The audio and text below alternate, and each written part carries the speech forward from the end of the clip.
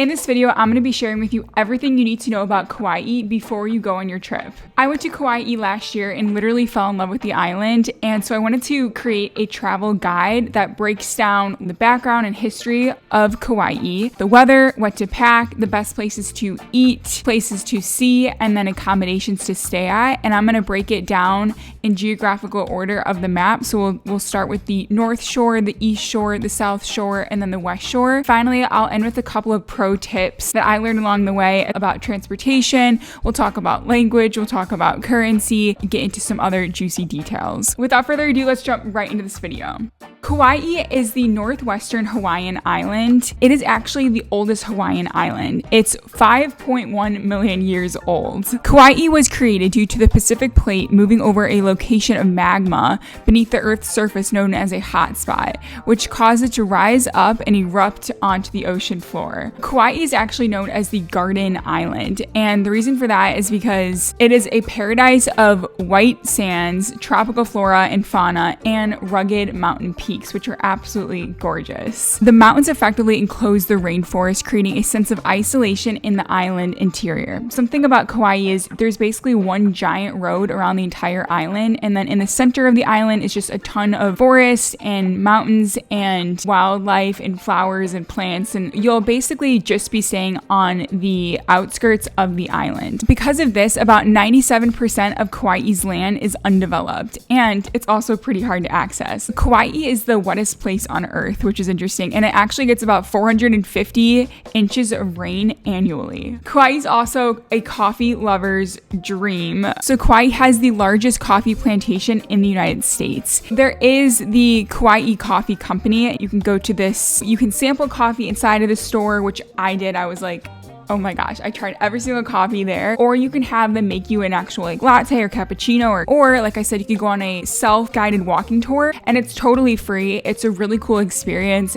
So let's talk about the weather on Kauai, okay? Right now, you're probably watching this video because you're trying to plan out a trip to Kauai and you want to pick the best month to go. Honestly, Kauai is one of the wettest places in the world and it's going to rain a lot. But the best part about Kauai is it could be raining on the North Shore, but then it could be super sunny in like Poipu or something. You can always drive to a different spot in the island where it's not raining. However, I will tell you some of the weather trends. In general, the temperatures on Kauai will hover around 72 degrees year round. This graph that shows the annual rainfall in Kauai, which is another great visual, you can see that the center of the island sees the most rain in Kauai. The North Shore of Kauai gets the most rain. Kauai's winter months can bring a lot of heavy rains and slightly lower temperatures. And when we're talking like lower temperatures, I'm talking like 70s, okay, or like 65 degrees or something like that. I actually went in December of last year and it was about like 75 degrees pretty much every day, and I was totally comfortable wearing shorts and like a tank top. I even went swimming one day. Like, I honestly think like that was the ideal temperature to go and like enjoy Hawaii. In the summertime, it does get more humid. The weather can be hovering around 80 degrees or so. Obviously, it's summertime in Hawaii, like you can't go wrong with that. Hurricane season runs from early June to the end of November each year.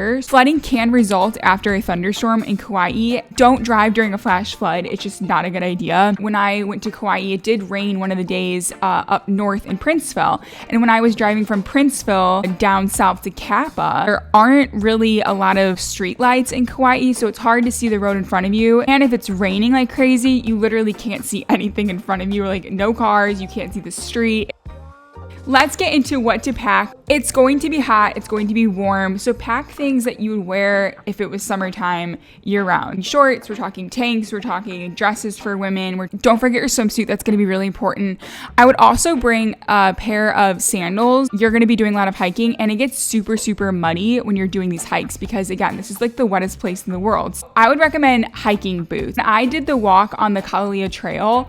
I literally almost fell so many times because I didn't have walking boots. So there's two things that would really help: hiking boots and also the walking stick. So like as you're walking with the sticks, you can keep your balance. With that in mind, I also would recommend getting like a waterproof backpack because when you go on these hikes and you want to like put your camera in the backpack or like your phone in your backpack and it's raining, your electronics could get completely destroyed. Either A, you get a waterproof backpack, or B, You get a waterproof bag, like a little mini bag, like a Ziploc would work, or like a waterproof mini bag to put electronics and things like that in. And then on that note as well, I would recommend getting a waterproof phone case. If you drop your phone anywhere, it's going to completely ruin your Hawaiian vacation or Hawaiian getaway. Another thing to bring is a sun hat. Okay, recommend sunscreen for your body and face, obviously. Reusable bags for snacks. So like when you go on long hikes, you might want to bring a snack along because you will get, you're going to need to fuel up and like have more energy. I would recommend getting an umbrella, either bringing one or just buying one when you're there. I actually just brought a raincoat. So that's another thing you could do. Okay, let's look at the map of Kauai. And it takes about 2.5 hours to drive all the way around the island. One thing you should know about Kauai is you cannot drive all the way around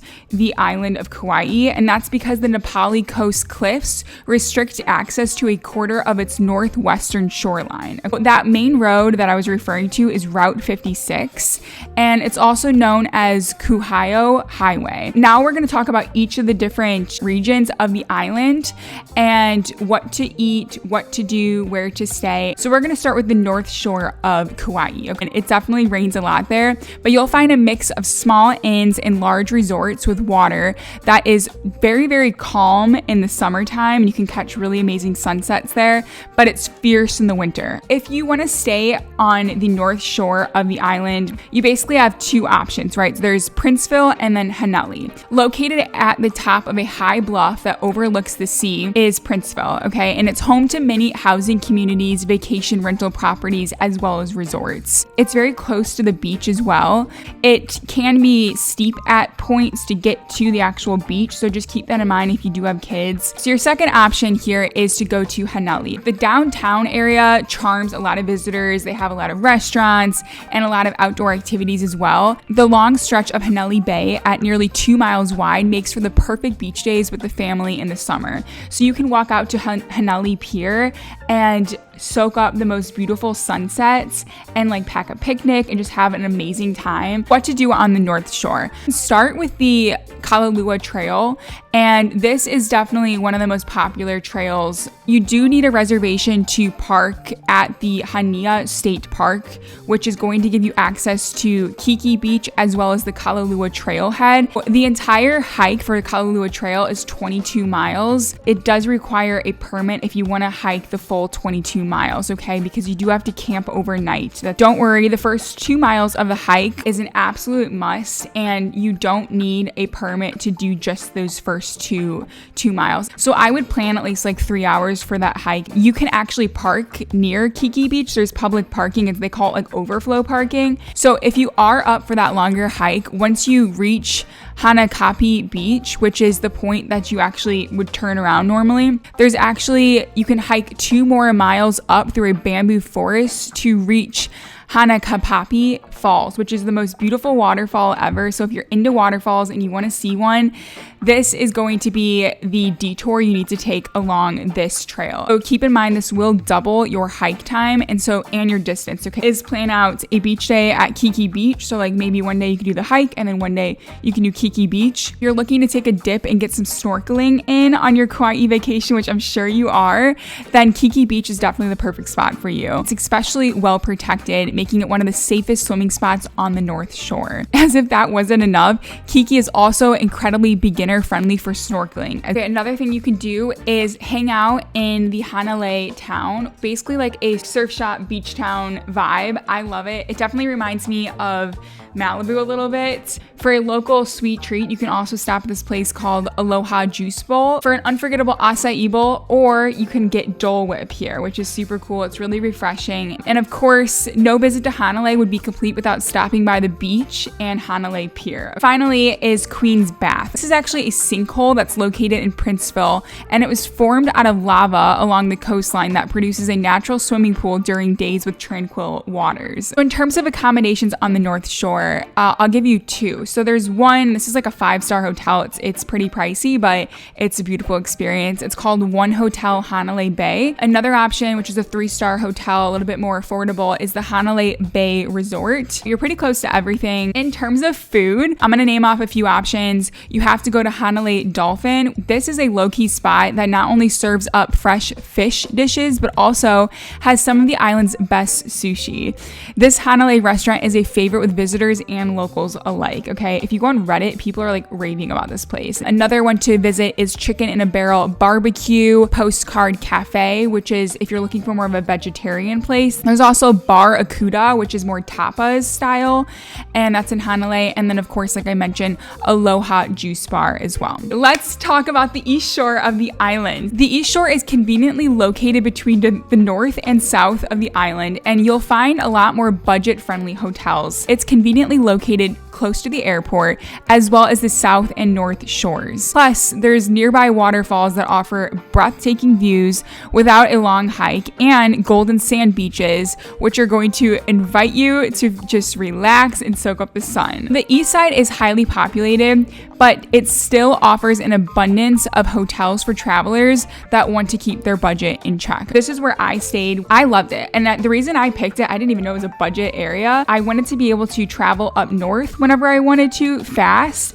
And then I wanted to be able to like drive down south or like go to Waimea Canyon fast. Plus, I was so close to the beach. I literally walked to the beach instantly.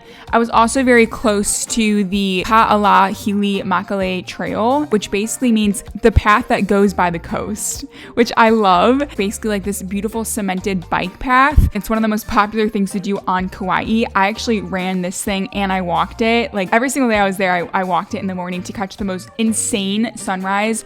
Absolutely gorgeous. My hotel was like, I don't know, like $300 or something a night. It was like good price. The next thing to do is the Sleeping Giant Trail. And I asked a lot of locals, like, where's the best place to catch the sunrise? And everyone was saying this trail is the best, okay? Learn from my mistakes. You need some sort of like headlights to see where you're walking. There are no lights, okay? So you're walking in pitch black darkness, trying to find the top of this beautiful rock, basically, that you can see like the entire island. It's such a cool viewpoint, but you need a headlight. Or you can walk in the daytime like a normal person, but I like a challenge. Something else to do on the east side is the Legatate Farms Kauai Chocolate Company. So basically you can get a educational chocolate farm tour and tasting as well. So you can see how chocolate is made, and it's like the most popular chocolate on the island. Best accommodations on the side of the island are the Plantation Hale Suites, which is actually where I stayed. It's like a 3-minute walk to the beach, and it's 10 miles from the Waiaua Falls. So if you want to go see a waterfall, it's like literally right there. I went to go see a waterfall and then ate dinner. It was like, you know, waterfall, dinner, sunset, perfect day. Let's talk about food on the west side of the island. First is Waiaua Shaved Ice, and this is in Kappa. There's also a spot called Verde, which is awesome. Mermaid's Cafe is super popular. Waiaua Drive-In is absolutely exceptional. Like, this is a must. Like, you absolutely have to go there. Hawaiian classic, okay. Kailua Juicei. This is another one you absolutely have to go to. This is the best acai bowl on the island, in my opinion, and probably like my favorite acai bowl I ever had in my entire life. This is gonna change your life. There's also a spot called Java Kai if you want to go there for coffee. They're open really early. A lot of the coffee shops don't open until like later in the morning, but this one opens at like 6 o'clock in the morning. So that's something, if you want to wake up early and like catch the sunrise, grab a coffee, which is what I did, Java Kai's the move. All right, let's talk about the South Shore now. Let's go. Okay, so the South Shore is honestly where dreams come true. I'm not even kidding. Some of the towns in South Shore are Poipu, Kaloha, and then Lihue. Lihue is where the airport is, and that's where you're going to catch your flight back home. And then Poipu is like the cutest little town ever. Oh gosh, I love it. It's definitely like a luxurious area. It's sunny year round. It's one of the driest areas of the island, which is why so many people are attracted to it. You'll find a lot of big resorts here, as well as absolutely stunning beaches. You also, if you're staying on the south side, you'll have easy access to the west side of the island. It's like a quick drive over there if you want to see like Waimea Canyon and whatnot. Also, if you're driving a Tesla, there's a ton of Tesla chargers on the south side of the island. In terms of accommodation, where you should stay, stay is the Sheraton Kauai Resort, which has 4 stars. Beautiful. Honestly, like I wouldn't really look at the stars for all these resorts. You should look at the reviews, because the Marriott's Waiohae Beach Club has 3 stars, but like your average night at this hotel is $800, and it's an exceptional resort. Like, look at these pictures and tell me you don't want to go here. I did hang out in Poipu a lot. Like, I had dinner there and just like sat on the beach, and like I was in the resort area. I was blessed to find a parking spot, and I just was hanging out by the resort, and I'm just like, dang, like these areas are super nice and the resorts look legit. First thing is to go to Poipu Beach in the morning and catch the sea turtles. They're so cute. Another thing to do is Zipline, which is really cool. It's definitely a unique way to see the Garden Island from a bird's eye view. How amazing does that sound?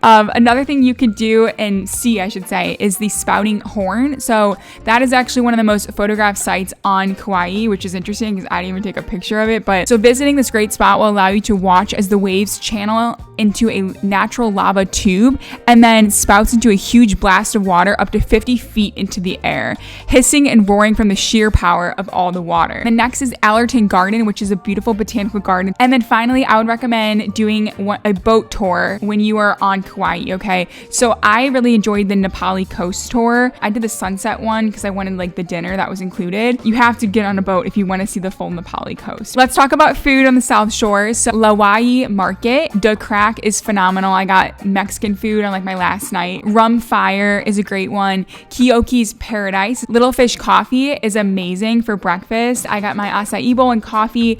Quick pro tip, definitely order your food well in advance. Skip the line, do yourself a favor. The Beach House, this one's more fine dining. There are striking views during sunset, so it's well worth it. Kukalua Market, which is a poke spot within a grocery store. One other pro tip is to go to the grocery stores and look at the food that they make on spot in the grocery stores. Many times that food is almost more fresh, more amazing than some of the like food trucks or like restaurants that you could go to. Let's talk about the west shore of the island now. This is the best spot for the outdoor enthusiast, okay? You'll find a lot of tiny towns and small inns as well. So if you want to get away from literally everything and just be very remote, then the west side of the island is for you. It's so remote that much of it is only accessible by boat or by hiking into the island. Let's talk about accommodations. You can stay at this place called West Kauai Lodging.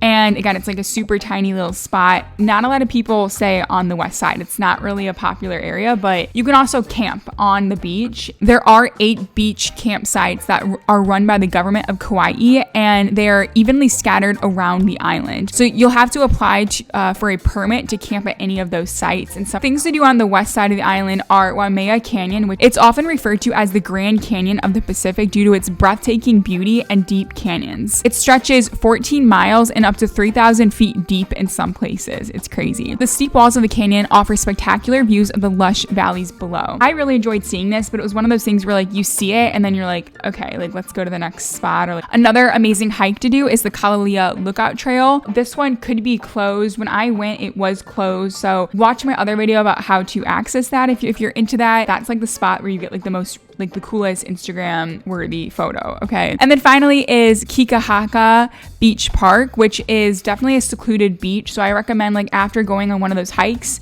within Waimea National Park, you can just go to one of these secluded beaches, park, grab a dinner, like have a little picnic and enjoy the sunset. In terms of food, you can stop at a place called Shrimp Station, Mama's Bear Food Truck, or Gina's. Let's get into the pro tips so you are prepared for your trip to Kauai. Okay, let's talk about transportation. You will definitely want to rent a car when you're going to Kauai. If you don't rent a car, you're gonna like ruin your experience. I think it's definitely not walkable, the island. Yes, there are hikes. Yes, you can walk around the towns of Kauai, but to go from town to town, you need a car for sure. They do have transportation, like you can jump on a bus, there's like public transportation, but again, that's going to eat up a lot of your time. And if you have a limited amount of time while you're on the island, you're definitely just gonna wanna get a car, okay? If you wanna rent a car, definitely do it with Discount Hawaii Car Rental. Just make a reservation at a huge discount. It doesn't even require a credit card, so you don't pay until you're actually there picking up your car, but you're like locking in the price. But the pro tip here, I would recommend actually using Turo. So like you have 2 options. If you want to like go where everyone else gets their car, use that link. I like Turo because there's no hidden prices. It's super easy to use.